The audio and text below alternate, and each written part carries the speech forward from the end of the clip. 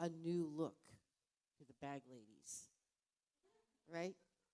So I was in my tra-la-la looking outfit and had all the bags. And my daughter says, Mom, what's with the bags? I go, I'm a bag lady. What can I say? So with you, come on up here.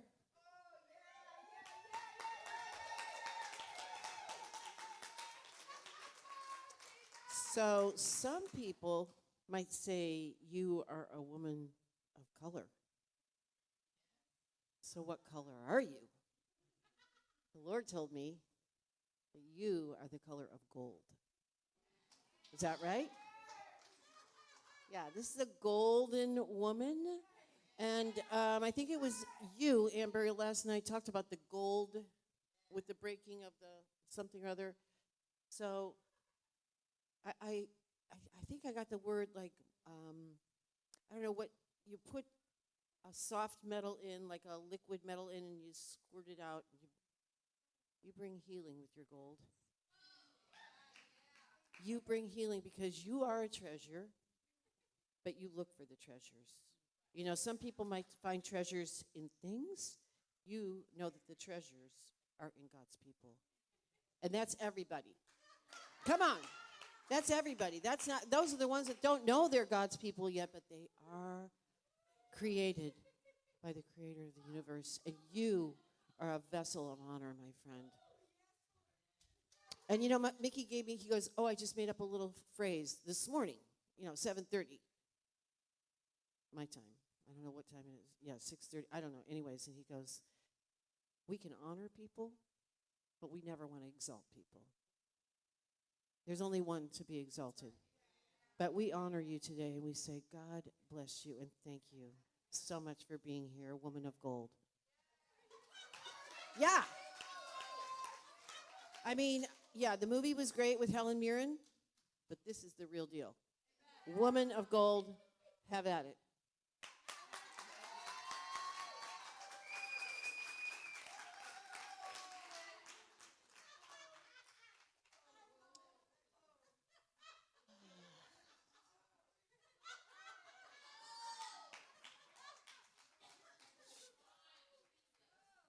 You know, sometimes you need to linger in that place of presence when it shows up. See, because he's appropriating and downloading more for you if we stay in that place. I don't want to do anything without the Spirit of the Lord being on me. Because I'm coming with a message that is golden.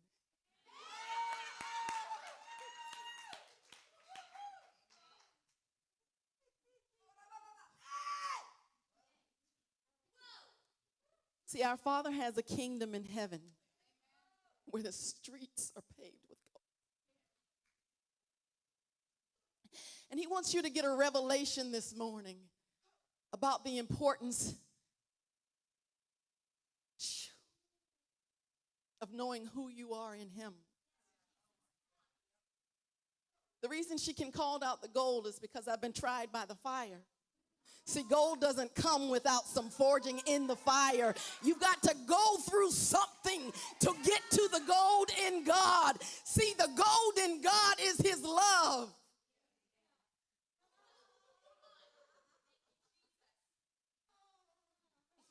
Woo! See, the word's got to be worked in you first before you can present his representation, because we talked about the glory last night, and this is what the glory looks like. It's a reflection of him.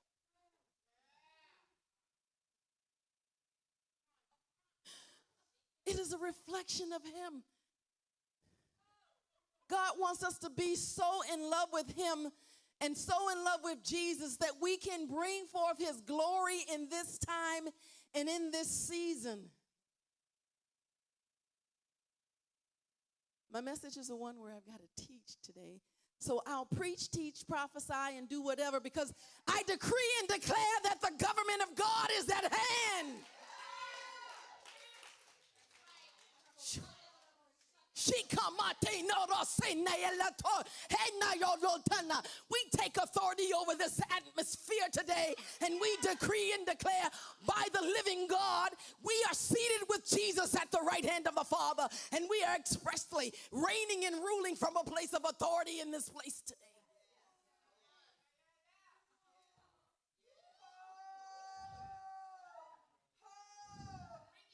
See, because my assignment is very, very important. Because my assignment is about you. My assignment is about you. He says, go for the one. Every single one of you in this room is the one. You should be asking the question, the one about what? Because all the messages that we heard about the one, they were lost. He said, this isn't a message about being lost. This is a message about being found. See, you're not lost. He says you are about being found. And because I found you, I knew you before I placed you in your mother's womb. He says, I knew you. There is nothing wrong with you because I ordained you before the beginning of time. God knew you would be in this place before this day. God knew you would be going through the circumstance and situation that you're in before that circumstance and situation even presented itself. Shoot. He said, you're a mouthpiece for my kingdom. Open your mouth and let me fill it. I haven't even gotten to my notes yet.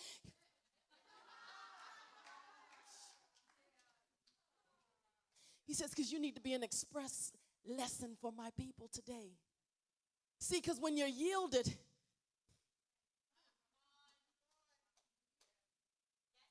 yielded means the Spirit of the Lord is inside me. He moves and he has his being. He took over when she called forth the gold. She said, I don't want to see Joyce, I want to see the gold one. He said you would know them by the Spirit. See, she stepped in and said, God, I need to see what you see about this woman. See, when she says, I see the treasures. God told me I was a treasure hunter for the kingdom. He said that my right hand was a metal detector, and I would go and touch, and I would find the gold in his people. So if I linger with you a while, if I'm hugging you, it's for a reason. Because I only want to see you as God sees you. See, because that's where the church has to be.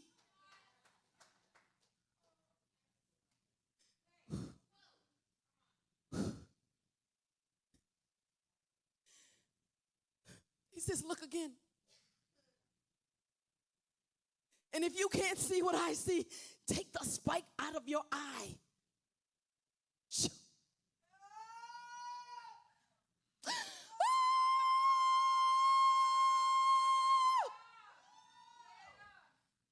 He says, if my people who are called by my name will seek my face and ask for forgiveness and turn from their wicked way. See, when we call people out the wrong way, that's a wicked way. He says, reveal to them my ways are different.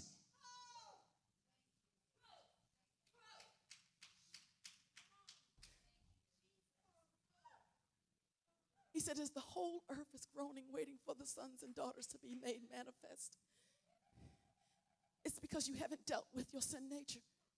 You still want to bring the old man revelation. I thank you, Tracy, for last night, Pastor Tracy. I honor every speaker because these women love well. I've watched them for years, and what they have consistently done is honored and put themselves in a place to be pressed out, to be a representation for God, considering all the cost.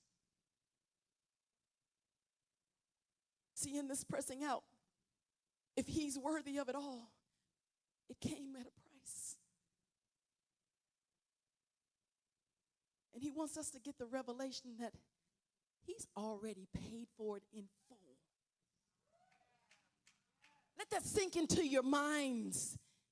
If if he's already considered the cost and he gave his only begotten son, that's what love looks like. He said, I did this because I love them. So where I was going, I needed to go back to the garden. Count it not strange. He says, take them back to the garden. Take them back to the original place where the sin began.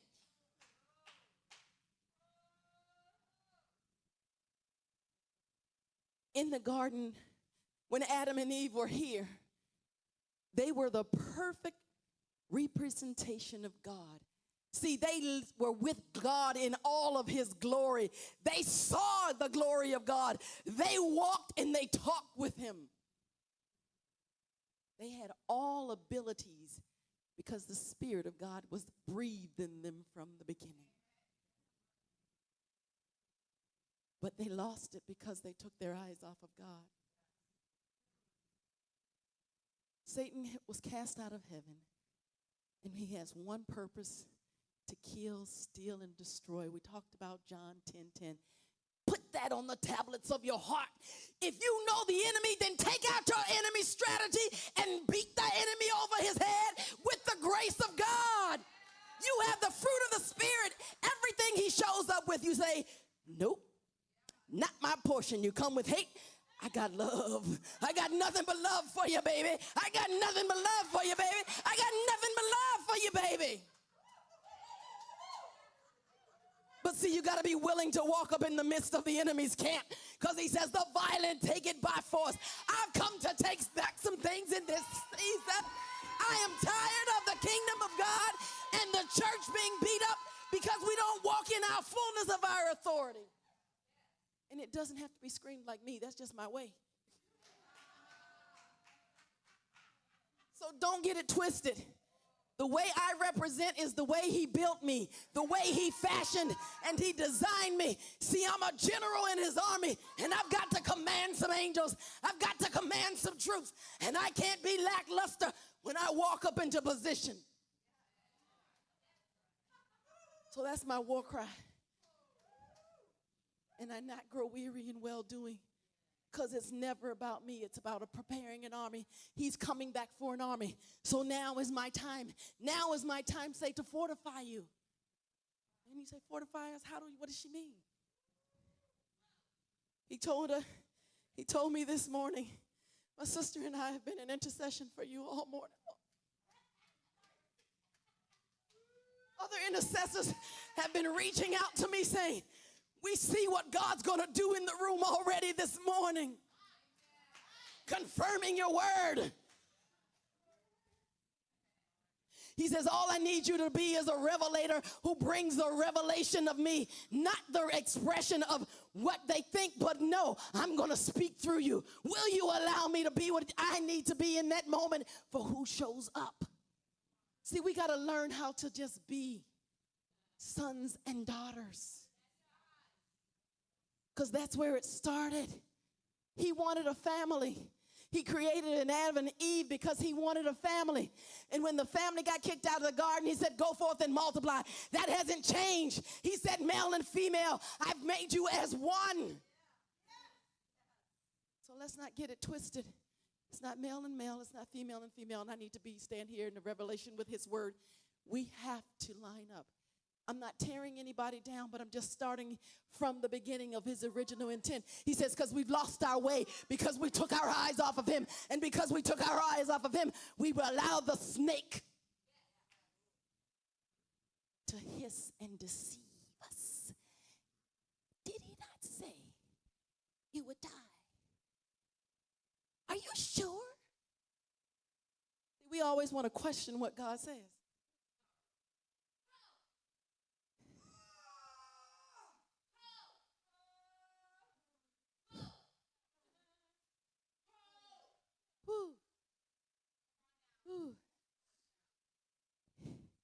You can either be like Zechariah or Mary. See, Zechariah, when he questioned, he got shut up for 9 months. God put a coal on his tongue, did not let him speak because he questioned. It wasn't a matter of if he wasn't sure, but he wanted to know more. Whereas Mary just said, be it unto me in accordance with your plans, God. Where are we about knowing God so intimately that we can say, be it unto me in accordance with your plan? See, that's the problem. We have distanced ourselves from God. So Adam and Eve are over here. And now God, he closed the gate. There was 2 trees on that side. How many of us know there were 2 trees on that side? So only about 5 of y'all know that there were 2 trees on that side? But that's the problem. He's saying my people perish for lack of knowledge. We don't know my word. So you don't know what you lost. So how do you get back to what you lost?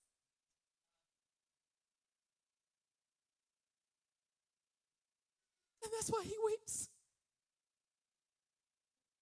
Jesus didn't weep with Mary and Martha because he wasn't unhappy about Lazarus dying. He wept because the people took their eyes off of all that he demonstrated with them and his abilities as the Son of Man. They had a living expression of Jesus in their midst. I would have loved to have been Mary or Martha in that day. Woo.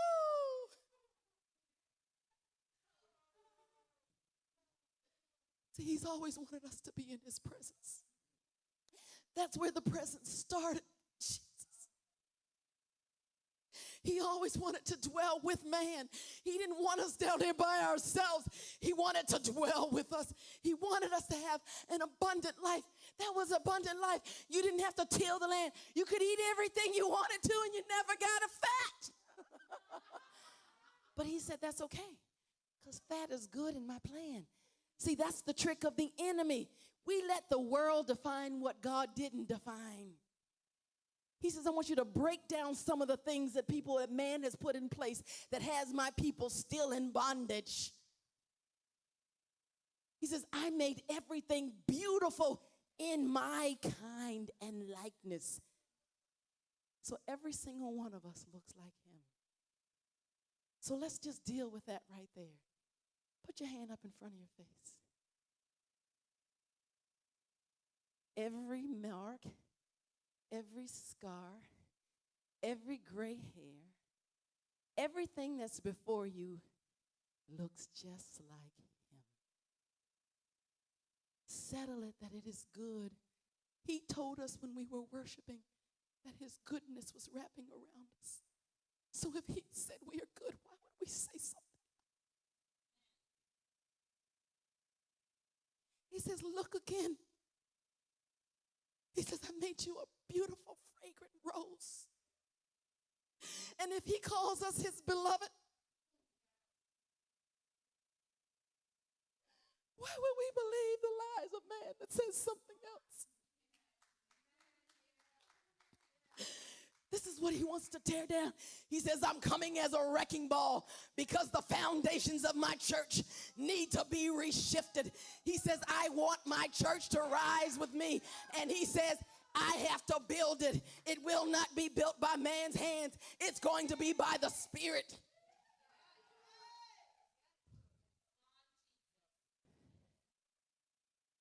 So let's go back to garden.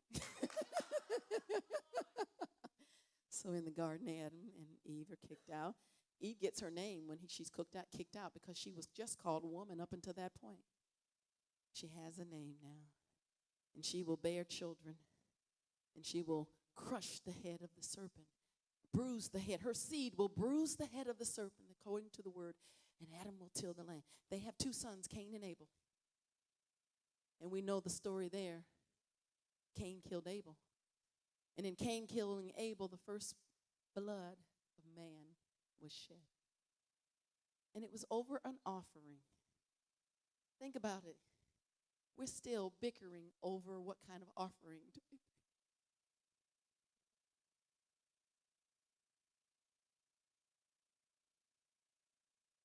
When he's willing to give it all. Not only is he willing to give it all, he's given it all. And not only is it not ours, it's his anyway. He says, make it plain. his is not a house divided. But we distance ourselves from him by what we allow our minds to take on that was never his intent. He says, I can't even receive your prayers if your offering is not right and your heart is not right. How many of us bring our offering up here and we still have art in our hearts? We come just like Cain. He says, make it plain. Give him the express example. Cain came with an offering that was not his best.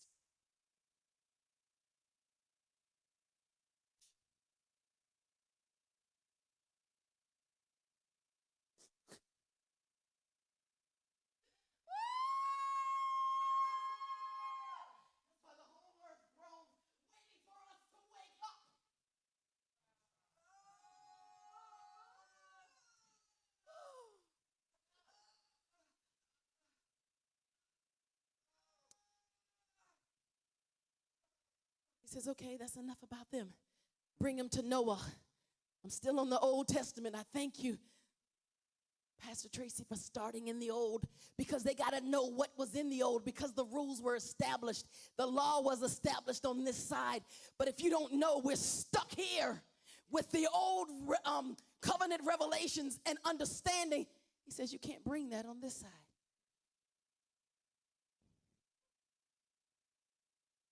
But I got to teach on this side first, because we're going to have this. He says, I'm writing it on the tablets of your heart because you need to see it this time. He says, Noah walked with me. So think about Noah, always involved with God in every aspect of his life. That's the kind of presence he wants in our lives, guys. He wants to be in every decision that we're making. It doesn't say he's going to do it for us. He just says, have a conversation with me. Put me in the midst. Don't say that I told you that and you didn't even talk to me. He says, that misrepresents me.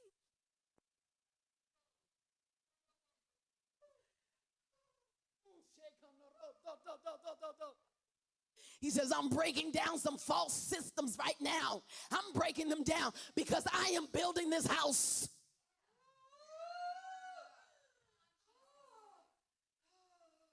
And this is a house that will stand.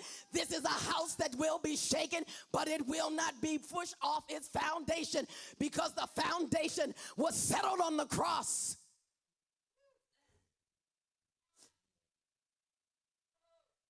He says, but you didn't learn about the things on this side. You learned a portion of the things, but the things that you don't like, we just took pieces of it. He says, I established some things in order, and I set the order in place on this side. There were some things I said you need to do for all generations. Does the church know what those things are?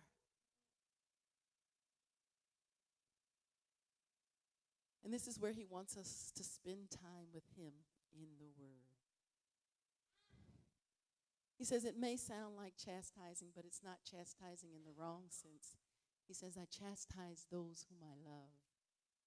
If the word is cutting, he says, my word is a two-edged sword. That's all that is. I'm only giving you the word because he says, I don't want your opinion in this. I want you to speak my word, but my word speaks the better truth because I put my blood on it.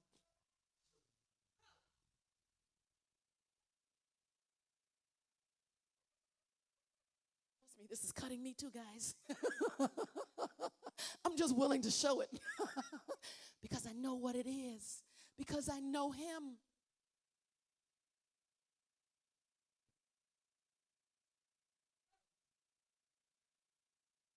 He wants us to be like Noah and know him. He killed everybody except for Noah's family because the people lost their way. See, Noah loved him so much because Noah got a revelation of what God's love really was. His love wants to be with us in our midst, everything we do. It doesn't matter what we do, just involve him in it. He will keep you on a course that cannot be shaken. He will show you the secrets of his heart. He will manifest his glory. and it is powerful and mighty. It is the Ancient of Days. I want to walk with God. I don't just want to spend time with Jesus. I want all three of them. He wants us in right relationship with him, Father, Son, and Spirit. He says, tell him about Abraham. He said, Abraham was a man after my heart. Are we really after the heart of God? We say we are. But my question is that he gave Abraham, what are you willing to lay on the altar for him? What is your treasure that you're willing to, in total obedience, give up all in relationship with him? Because that is the challenge.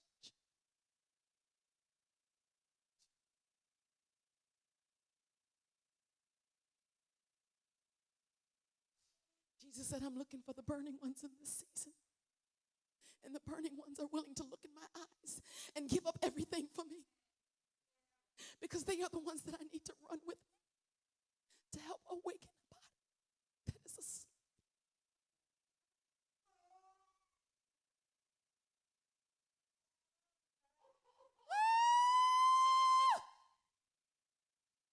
That was a birthing pain.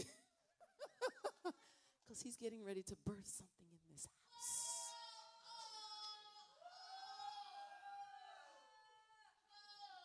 Don't worry about it. That's what labor sounds like. That's what his favorites look like sometimes when you go into labor and birth something that God wants rather than what man wants. See, guys, we got it twisted. We're looking at this with the wrong set of lenses. Pastor Tracy said it last night. She said, we got to take ourselves out of it. Somewhere in the storyline, we got it focused on us. When God said, I need you to do my plan, my purpose. Abraham, you go do these things. Leave your people. Lead your people. Go where I send you. How many of us are willing to pack up everything and go where God sends us right now? Okay, all of y'all there screaming, y'all know he's listening. But that's what he's asking for. If you say yes, he says, okay, I heard that. I'm checking it on my list. You said yes. Okay, you said yes. I got you. Amen. That's my daughter. But that's what he does. And even those of us who aren't willing, guess what he says? That's my daughter. His love never changes. Even when we mess up. It's okay. God's doing the work. We already saw this. God said, I'm going to work and speak to my people. And he speaks to all of us a different way. He touches all of us a different way. But he promised in this message he would kiss every single one of us today. And that's his goodness. He's already shown up in the room to wrap us up in his arms. And yes, he already dispatched the angels this morning. Yes. And he's got certain kind in the room because he says nothing will be left standing that he doesn't mean to be left standing because the angels are going to sweep the house. Okay. We got friend. We got one that walks with God. Categorize yourself. How are you in your relationship with God? Where are you standing right now? Are we still in the fold or are we on the outside looking in?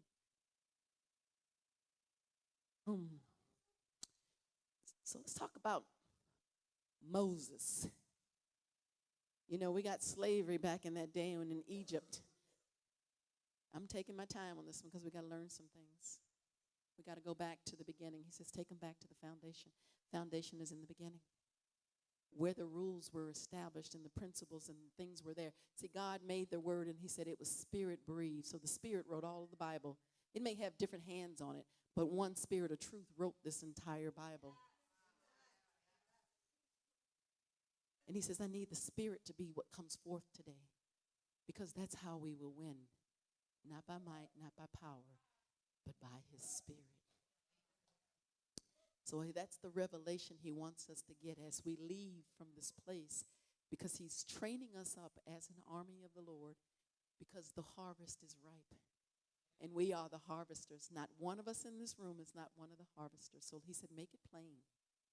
He needs every single one of us doing what he needs us to do right where you're planted.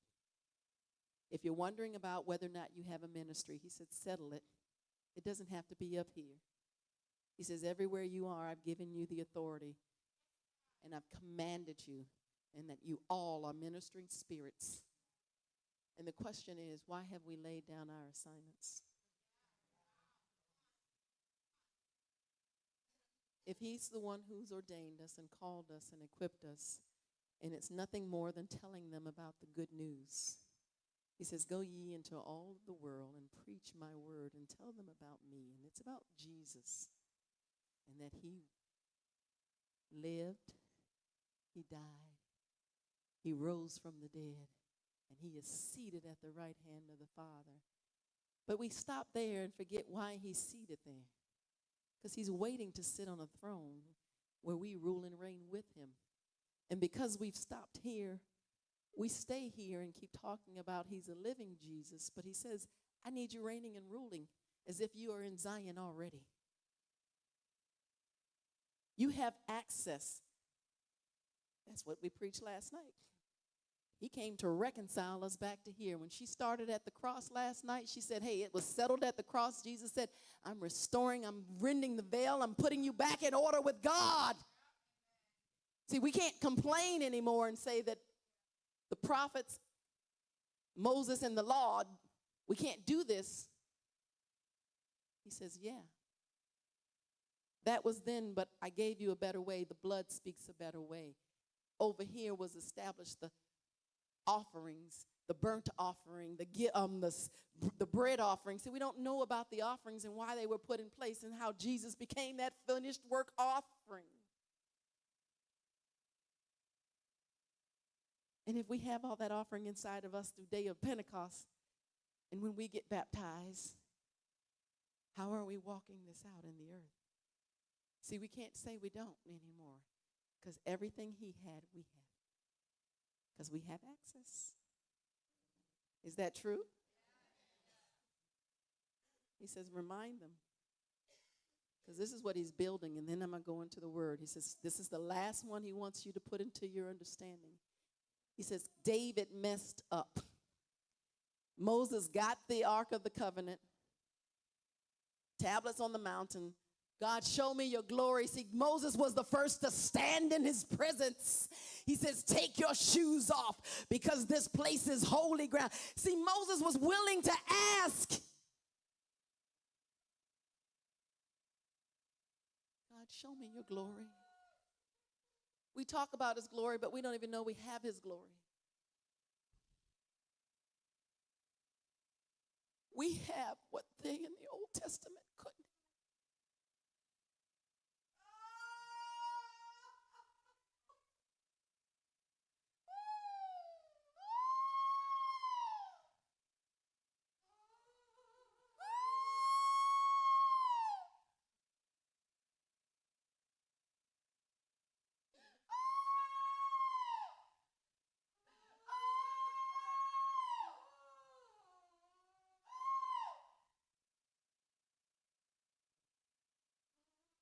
And that's why when he crosses over and he talks about Moses, the prophets, and the law, he singles Moses out because Moses saw it. The prophets spoke for him, and that's because the people were afraid of him. God used to talk to them all, but we became afraid of him. Guys, let's settle it and let's not be afraid of God anymore.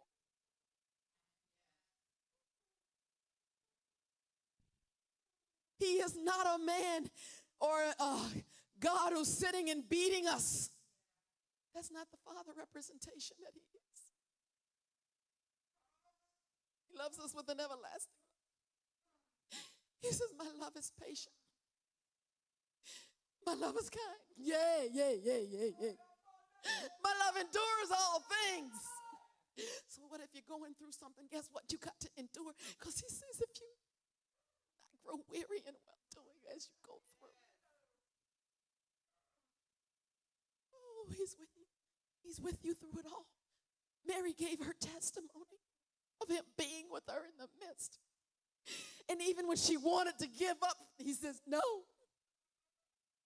But she was willing to seek him first.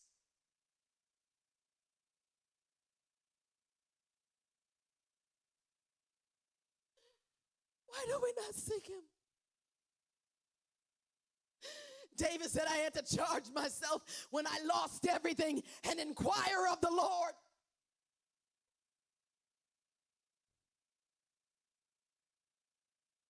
Put your eyes back on him.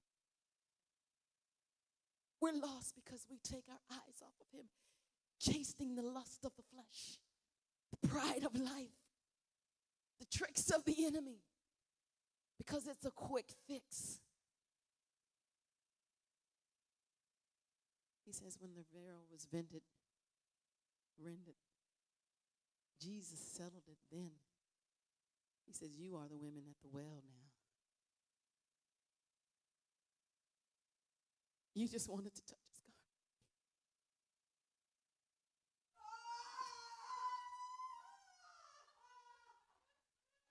See, some bridges are coming down. See, when you're ready to war on behalf of those who are reaching out for him, what are you willing to do for the kingdom of God? I wreak havoc on the kingdom of darkness every time I wake up.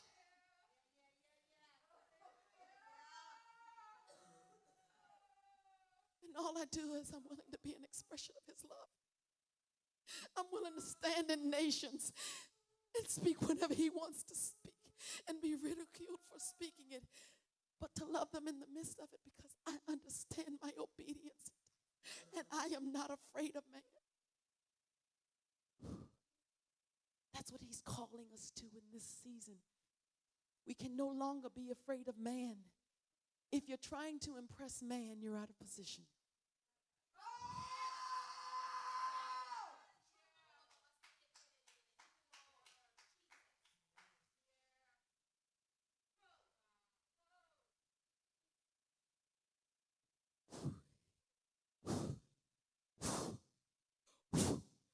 He says, I'm blowing out the dust out of your ears because I need those who will hear my word.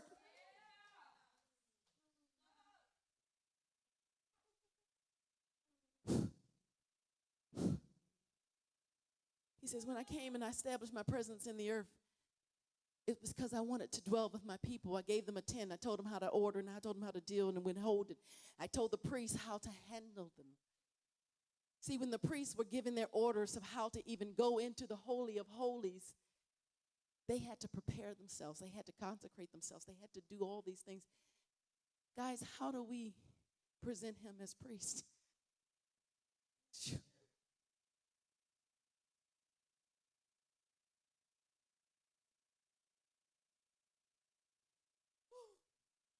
He says, yeah, I'm rending your hearts today for me. He says, for only those who can send the hill of the Lord are those that have clean hands and a pure heart. See, we've got to get in the Holy of Holies for this next round.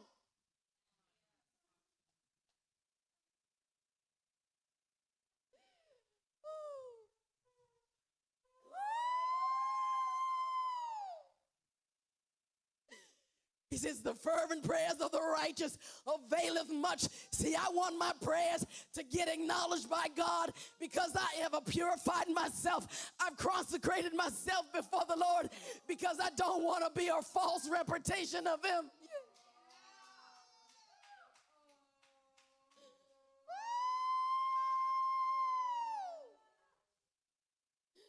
So I got on my knees this morning and I did business with the Lord, appropriating those things that he wanted for you today.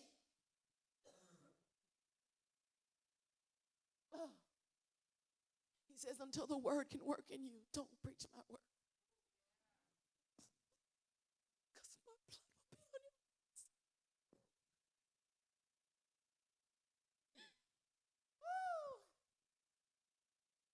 He says, they will know you by my spirit. And that's why he wants us to have a spirit of discernment, to know whether or not the false prophets walk into the house. He says, I gave ascension gifts on this side of the new covenant. When Jesus left, he gave an ascending gifts. He says, I put them in the foundation. Put the apostles and the prophets in the foundation. The apostles to help build my kingdom. The prophets to help bring order. And to speak what I need for my kingdom. Our purpose is one. We're here to usher in his kingdom. Anything else is outside of that. We have been purposed to do certain things, but guess what? We're going to do that on the other side. He says, master it on this side, but practice on this side.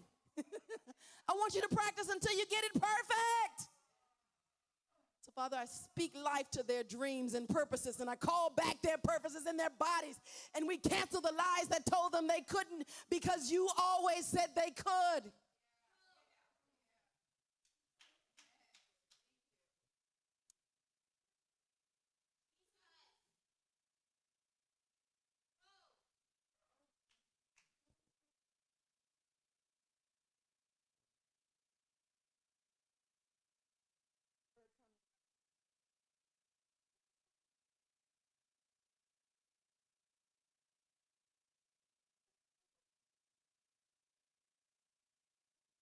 He wants his house, guys. He's always wanted a place to dwell with us.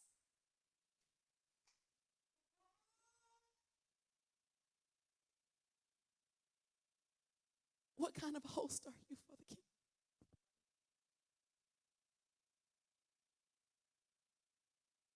Oh, Jesus is the gate, but I want the king of glory. I want to be him to extend the scepter for me to come up and see these things that was. I want a revelation reality on this side where I get to go up and appropriate those things and establish his kingdom here in the earth. See, the government of God is at hand. He says, that's what my son gave you in my spirit.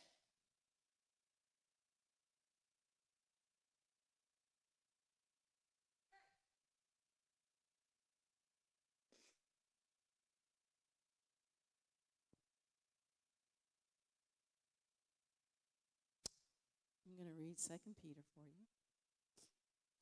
It says, wherefore, laying aside all malice and all guile and all hypocrisies and envies and all evil speaking, because this is what it's worthy of all. His all doesn't include any of those things. He says, as newborn babes, desire the sincere milk of the word, that you may grow thereby. If so be ye have tasted that the Lord is gracious, to whom coming as unto a living stone, disallowed indeed of men, but chosen of God and precious. See, Jesus came as a living stone, chosen by God and most precious unto men. But some couldn't receive him. They won't receive you either. So why don't we just go ahead and settle that? If he's building a house as a living stone and they couldn't receive him, and we're part of a kingdom that has no end, they ain't going to receive us either sometimes. But we can have joy in the midst of it because we know now. He says, ye also. See, I didn't lie. That's the next word. He says, ye also, as lively stones, are built up a spiritual house, a holy priesthood, to offer spiritual sacrifices acceptable to God by Jesus. I saw living stones worshiping Jesus this morning. And because he smelt the fragrance of that worship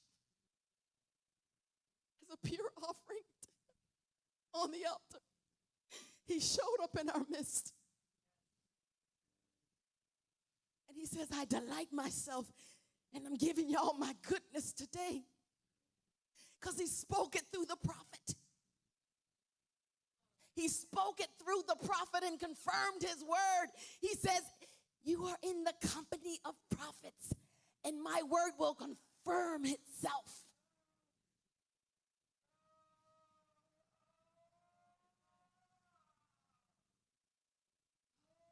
He's giving us life application demonstrations in our midst. He says, and I don't want anyone to miss what I'm doing.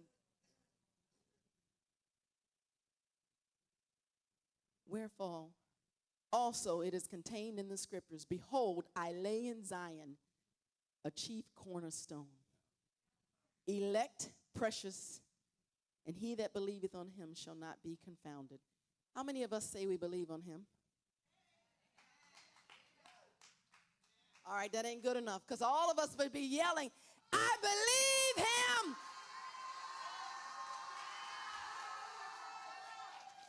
See, that's where we got it twisted.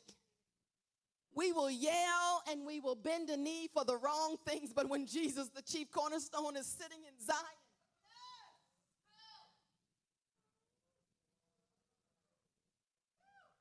don't look here. You're still looking here. Zion is up here.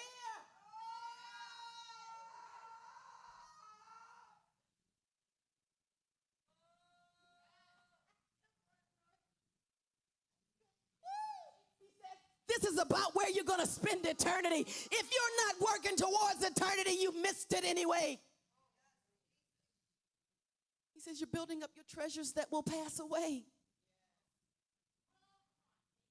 We want to build up our treasures for heaven.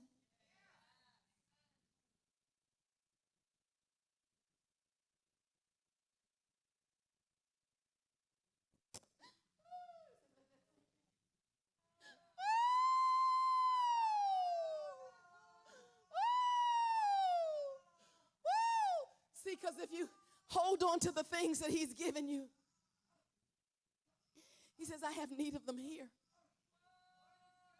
I have need of them here to establish my kingdom. And what you'll open your hands will never go empty, because you become a conductor for my plans and my purposes. And that doesn't mean money. That means your soul, your body, and your spirit. If you have what the person sitting next to you need, and you're holding on to,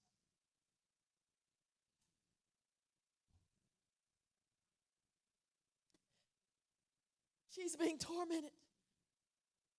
She's got ringing in her ears. And she pressed her way to get free, because she knew love resides.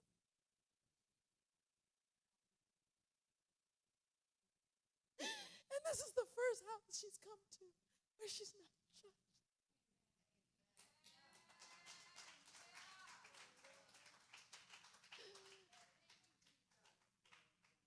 And I believe she needed the sound that you were bottling up, but in you pressing forward, you are the woman at the well that said, come see a man that told me all about myself, but now I'm ready to get up and go to work. And she went right into work.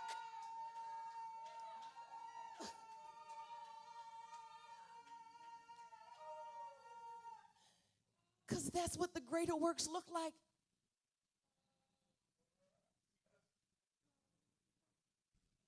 He doesn't do anything small. Everything that you do for him is great. If you give a prophet a cup of water, if you meet them to carry their bags,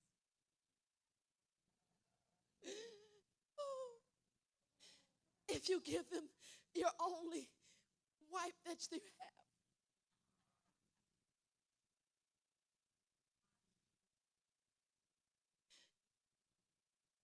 it's becoming whatever he needs you to become in the midst of the moment when it's needed. So let's settle it today. Let's not miss any more of our moments. I think Mary said, it's time to be in the present reality.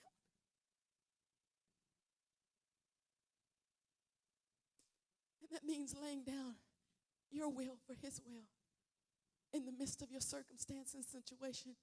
And instead of saying, why me and why here?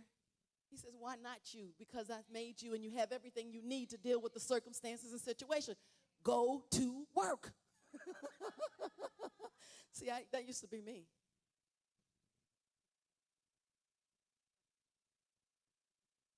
I used to complain.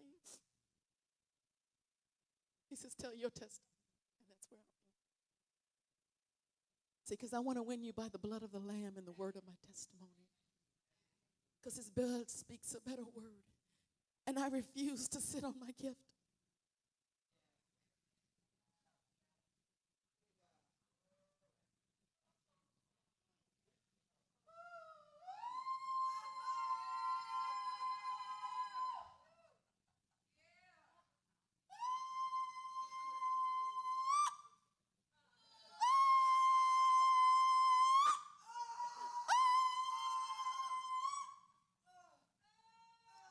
That was a Liberty Bell. Because I'm free. I'm free to be me. My gift is standing here doing just what I just did. It's to teach, it's to preach, it's to lay hands on the sick. It's become an express reality of being a daughter of the kingdom. And that's all. I'm walking in my inheritance, in my kingdom authority. And that's it. I'm a revealer of his glory.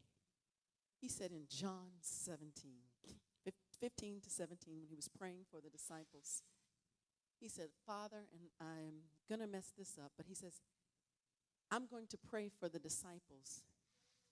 He says, you gave them to me, and I didn't lose any of them except for the one that was necessary.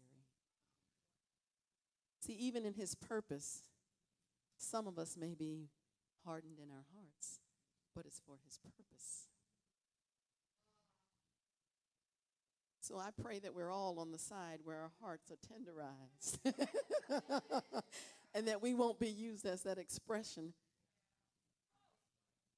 that may not make it into the kingdom, in the eternal kingdom, that is. But in his prayer, he says, Father, I prayed for the disciples. But guess what, guys? He didn't leave us out.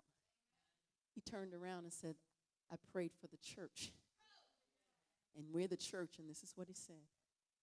He said, Lord, I gave them the glory that you gave me so that they can go and be a reflection of your glory.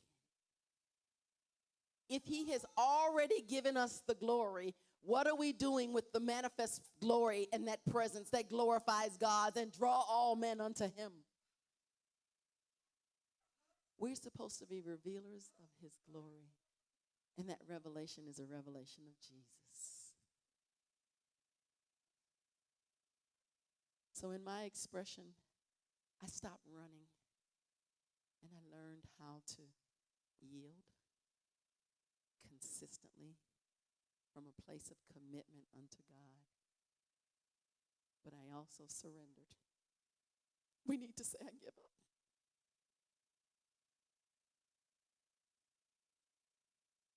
See, you can get in his presence quicker when you give up. When you stop trying to be the one in control.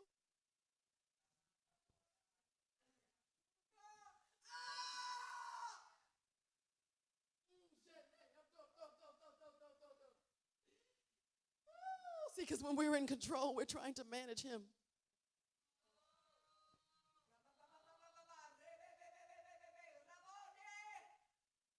He's never had a box gospel, and he never will. Creation's too big for that. I'm just going to let creation be creation and be a part of his business. Because I want to see all of the mightiness and the magnificence of him. But I have that inside of me.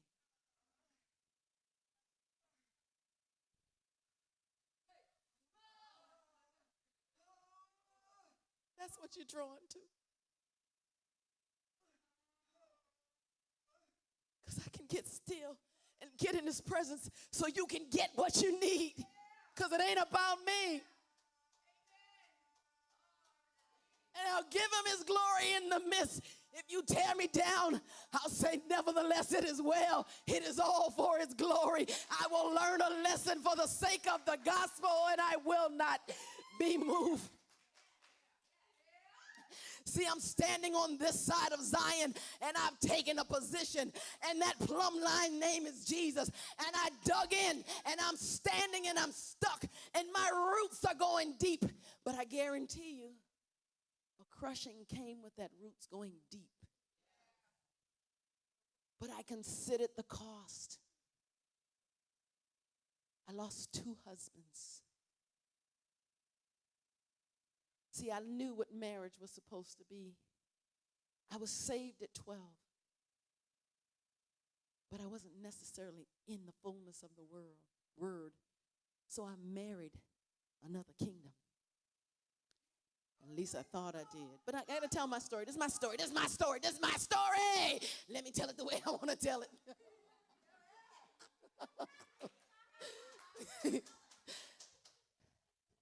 I dated my first husband from 9th grade. So from 9th grade, we literally dated for almost 9 years before we got married.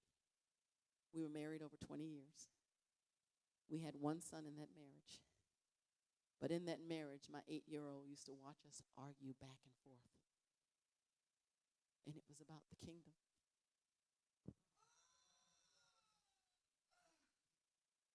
See, I knew my position as a wife and honor unto my husband. But I was married to God first.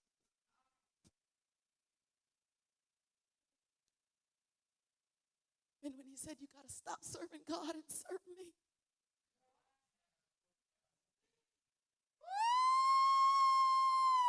See, that's why you got to know where your love solidified. You got to make that stand in the kingdom and know who you are in the kingdom so that you will not be moved. But here's the gist of it. What does love look like in the midst of that? Are you willing to stay on the side of love in the midst of that? I was. But my display to my son was not a good display. And we had an 8-year-old stand before us and say, stop it. See, sometimes God will use your children to turn your eyes back to him. And they are watching. If not yours, someone else's.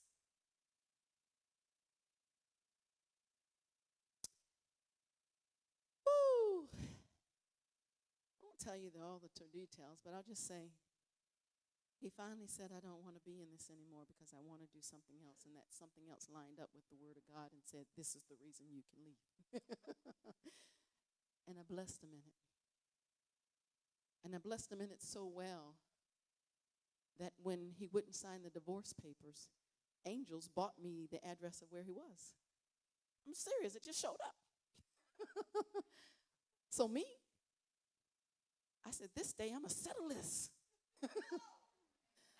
I get in my car, and I said, this is easy. If that's what he wants, all he needs to do is sign his papers. I'm not asking for anything.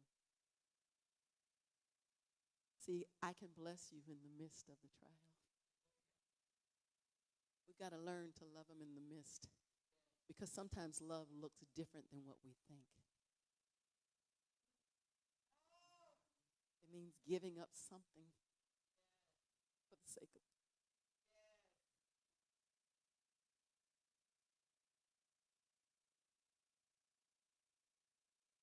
I'm pressing through the pain because this is how you get free, when you can tell your story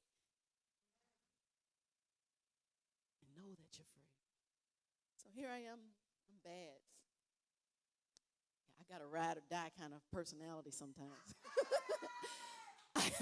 I show up at the place that was, I thought the address, and I looked down. I had the address on the seat, and guess what? It disappeared. Yeah, this is me coming in my flesh. I'm going to take this matter in my hands because my best friend lives around the corner. I'm going to go to my best friends and put it back in the computer and get it again. I go knock on her. This is a persistent woman this day. I go knock on her door. I get no answer. I said, I know she got a friend that lives downstairs. I go knock on his door. Bam, bam, bam, bam, bam. He opens the door. I said, have you seen my friend? He says, yeah, she's upstairs. We're getting ready to go to King's Dominion. She's up there just taking a shower. What do you need? I said, I need a computer. See, I don't need her anymore. Now I got a computer. So I think. I put the address in. I print it out. He gets her on the phone. He says, Joyce is down here. She says, send her back up. This is where you need to have God-fearing friends who have wisdom.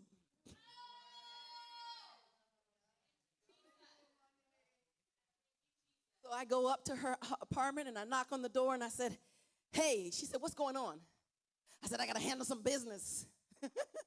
And she knows me. She said, no, what's going on? See, sometimes you got to have somebody who's willing to push you in relationship from a place of truth. And I said, I'm getting ready to go do this. And she said, Joyce, you can't do that.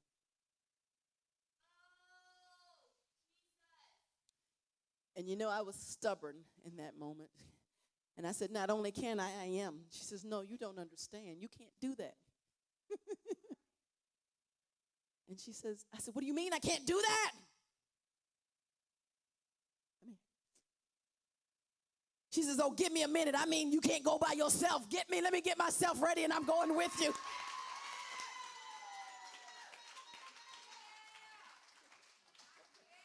See, God was giving me some backup.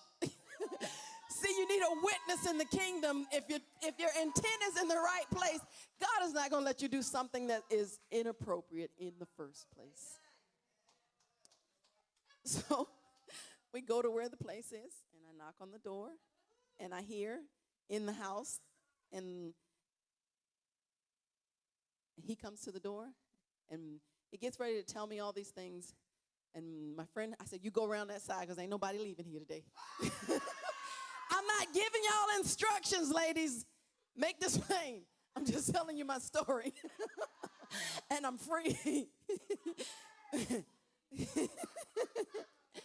But see, the beautiful thing was, in relationship, my husband had a relationship with my friend because we did family with family and friends. And my friend was able to calm him. And I just walked straight in, and I presented myself, and I said, hi, I'm Joyce. I said, I didn't come here. I said, matter of fact, stand up for a minute. I said, I have nothing against you, and I want to show you what love looks like.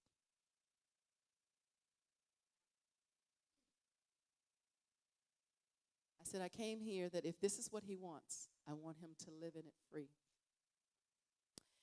All I need is a signature. And we invited him to come back in.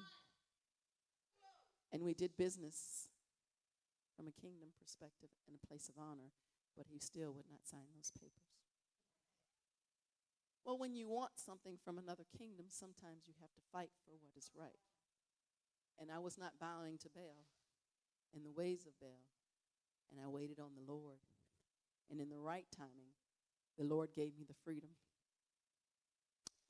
But in that process, my son turned about 17, and he had saw these two kingdoms fight. And I get a phone call one day, and he is just crying profusely. 17-year-old male, lost. I have bronchitis, but I'm ready to fight. Where do I need to come? What's up? We know what mama looks like when mama's babies are being tormented. Mess with a mama lioness. And I said, Paul, what's wrong? He says, I need you to pray.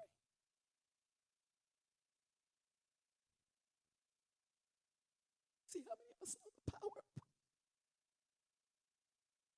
In all of his years of watching, he watched me stay in the right position with God. And he says, I know you're connected with God. And I need to get a prayer.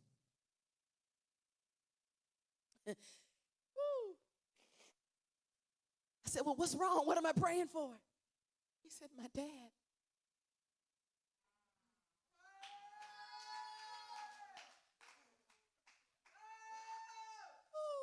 you and your children see the reality of what the kingdom really is through our truth testimony in living this for real. It speaks a better word. He said, I said, what's wrong with your dad? And it wasn't even out of malice. It was a matter of, where do I need to come? Because I'm still willing to come. Because that's what love looks like.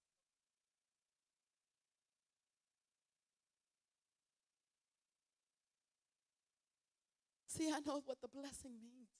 I won't curse him because my son's inheritance is dependent upon me staying in the right position for his glory.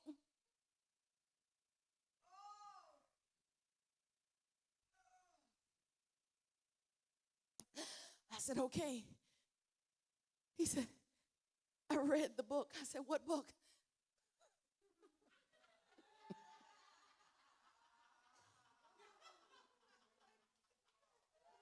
That wasn't the book, though. I had Bill Weiss's 23 Minutes in Hell on the table. And God gave him a revelation of hell. And he saw his father. And see, he wanted to step into the kingdom for real because he was afraid he was going to leave his father.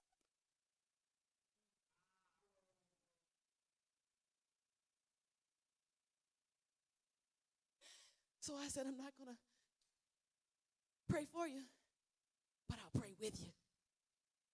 See, we got to train them up in the way that they can go so that they can learn to grasp for themselves and know how to do all for the kingdom.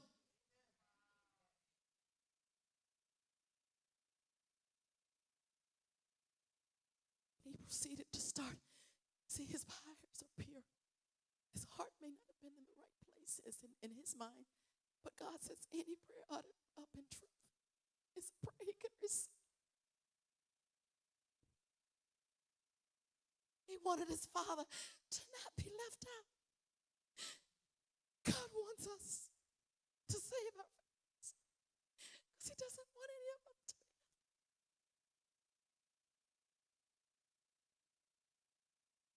out. And I proceeded to pray with him.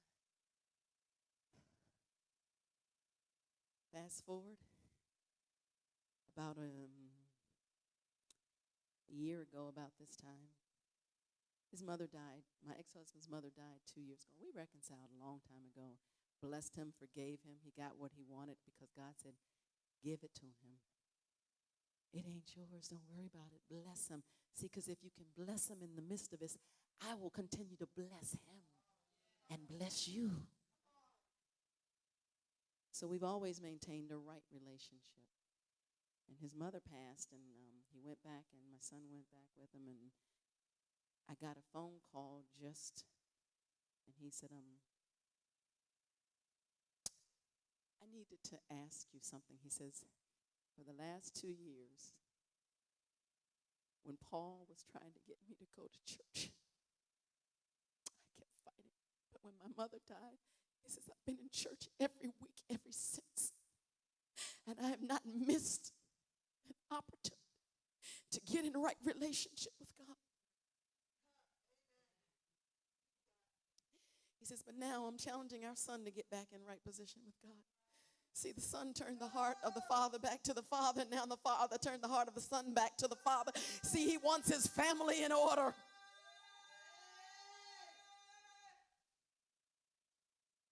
But he says, I owe you an apology.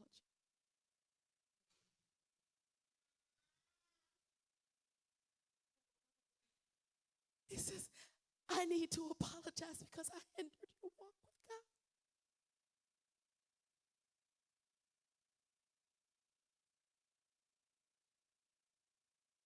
All I could say was, I receive your request for forgiveness. I forgave you a long time ago, but I thanks be to God that today you walk in the freedom and liberty, and you will walk the best life that you possibly can, knowing you have no ought with me. See, we've got to do that too, guys. We're sitting on commanded blessings, because we can't get into the commanded blessings because we have ought. Because God's rules are God's rules, and he doesn't break his rules unless he wants to. But that's one that I know my toes sticking out. I broke loose. Loose me, Lord. But that's why I'm standing here today, because I'm free. And God has sent me the best husband who encourages me to do just what I'm doing. And he and my ex-husband stand alongside my son and encourage him to walk out his kingdom inheritance, because we are kingdom citizens, founded upon a rock, living stones, being knitly fashioned together. And in the kingdom, marriage won't exist. We'll just be brothers and sisters with a Father who loves us unconditionally. It's time for us to stop making excuses in that we can't. And that's that is the point of this message. If we're really going to get into what he did in the all of his glory, for he is worthy of it all. The all is facing our issues of life and truly stepping into the all, because we already have it. But until you're willing to choose to walk in it, that's the revelation. You are your own stumbling block sometimes. Me too. We can't always blame it on the enemy. He says, now that you've been in a place with me and me revealing my truth in a new light, what are you going to do with the truth that I've revealed? What are you going to do with the glory I've already given you? Will you hold it? See, we don't need it when we get in his presence, when we go there. He gave it to us for here.